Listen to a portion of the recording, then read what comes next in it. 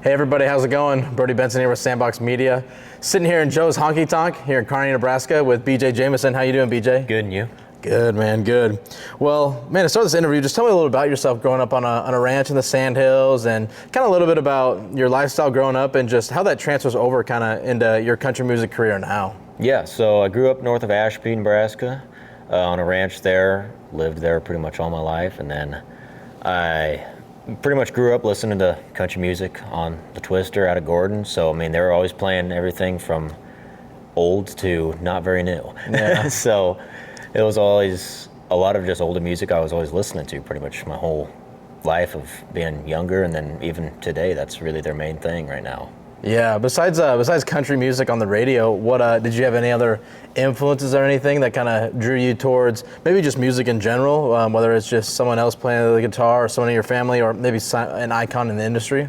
Yep, kind of all started with my sister, Brooke, who played guitar all throughout kind of her younger years and into high school a little bit, and then when she moved off to college, she left her guitar at home, and I was like, this is a perfect opportunity for me to get my hands on that and her not to know.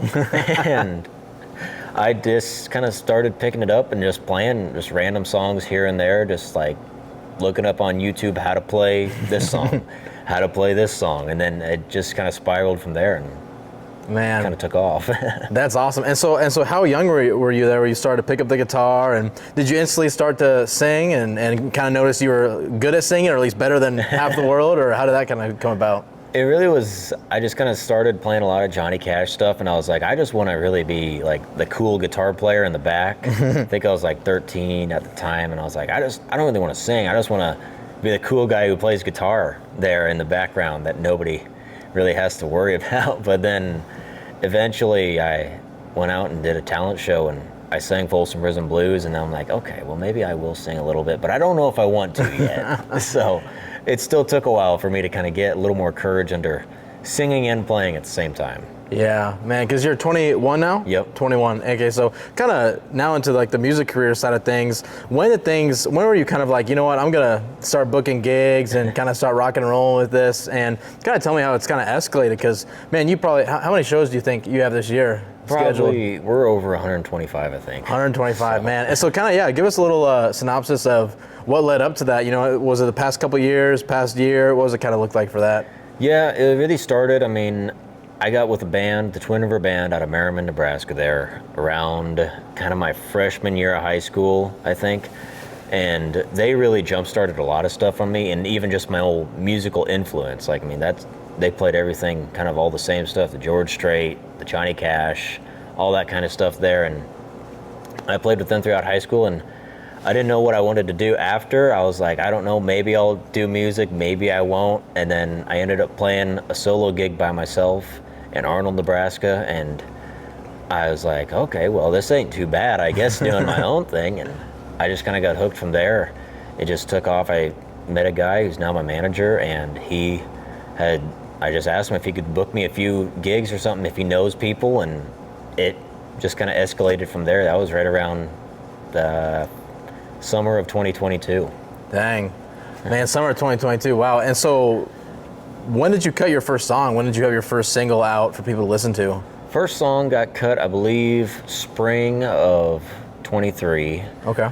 And that's really when, like, I mean, that one, like, because I know a lot of people were always waiting to ask me, when am I going to do my own thing? When am I going to do my own song or record my own song? And then finally we got one out there, and it just kind of took off after that. And then we started going down to Nashville just last year in 2024 there, and we started recording down there and doing some songs down there with Dave Gibson, and it just has exploded from then. Man, that's awesome. So talk about a little bit of being in Nashville, cutting a song there, kind of what it takes to go into that, but also like, man, there's a lot of people that will just move directly to Nashville and try to make it big, but man, you're out here, popular in the Midwest, running up and down to North Dakota to Texas. Man, talk a little bit about your heart behind wanting to stay in the Midwest and stay out here where, man, country music runs deep and a lot of these farmers and ranchers and even city people loving country music. So a little bit about Nashville, a little bit about playing out in the Midwest here. Yeah, Nashville's definitely a big scene there, and it's an intimidating scene too. I mean, I've been intimidated by it myself, but it's just like a lot of people do go there and then they just get burnt out, and I'm like, I don't want to just throw all my ducks into one pond, and I'd like to just kind of take it easy. I mean, if Nashville's the way where it ends up, that's where it ends up, but for right now, I just want to try to keep it local, kind of keep going with the people who I know out here, and like, I know this is the music they like this is what most everybody else around here has, that similar taste as me, so it's just kind of been like a little niche for me to kind of grow. Yeah. And then just playing all throughout the Midwest here has been just kind of a dream of being somewhat local areas where I feel like I'm not like sticking out. Like Nashville, you go there and you're like, man, I am really the only person here with a hat on. Man, and it's sad it's gotten like that, but it has, man. And so, man, you've opened up for a couple big names, Chauncey Williams and them, and so kind of talk about, man, maybe some other big people you've opened for, and also like, man, do you have a goal or a dream of someone you'd like to open for, or even you'd like to collab with on a song and either feature on theirs or have them be on yours? Yeah, we opened up last year for like Treaty Oak Revival. We had Tris Munsick too, and then even before, when I was just barely starting, I got to open up for Ian Munsick right as he was getting big. So that was just kind of like a huge game changer, and like, okay, this might be something I want to do a little more full time. But I mean, it's just something that it really just kind of gets me going, and it's fun to do when you get a crowd that's interactive with you, that's actually cheering on and getting there and getting into the music that I'm playing, or they know 100%. the music that I'm playing or whatever, and know my own stuff, and it's just a different feeling of like that I'm doing something right at some point. Man, that's awesome.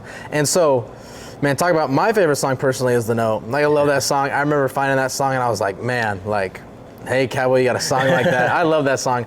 And man, I love how it tells a story. I think that's what country music is about, is telling stories. And so kind of talk about, maybe it's The Note, kind of what's your favorite song that you play? It could be one of yours. It could be a cover like we just did with SandBox Sessions. Kind of let me in on a little bit of that. I'm in such a mix. I love covers and stuff, and then I love a lot of my own stuff.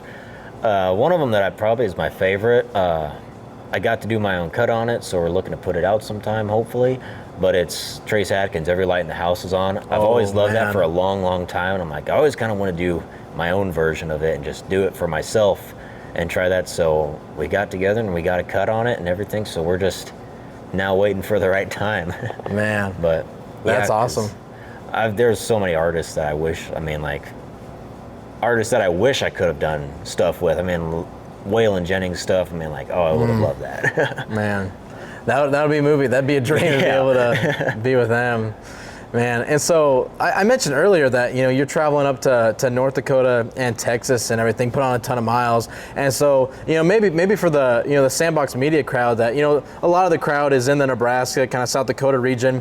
Man, what are some of the places you're going to be this summer and later this fall, maybe up in North Dakota or Oklahoma and Texas, where if people are watching this, they're able to actually come and see you play? Yeah, because right next week we're heading up to doing a little South Dakota, North Dakota run. We'll be up in Hill City, Deadwood, and then Watford City, North Dakota on Saturday for their fair up there, and then later in the year, in the fall, we're heading down to Oklahoma for a couple days. Gonna go play out there for a few days and just kind of make a trip out of it, maybe hit a couple places in Kansas like that, southern Nebraska. Man, that's awesome. Man, it's cool to see your career escalate and everything, and I appreciate you being able to sit down and do SandBox Sessions here in Joe's Honkytonk in Kearney. And man, make sure to check out BJ Jamison wherever you play music. Make sure to check out a show whenever he's in the area, or heck, make the travel for it. So thank you for your time today, BJ. Yeah, thank you very much for having me on.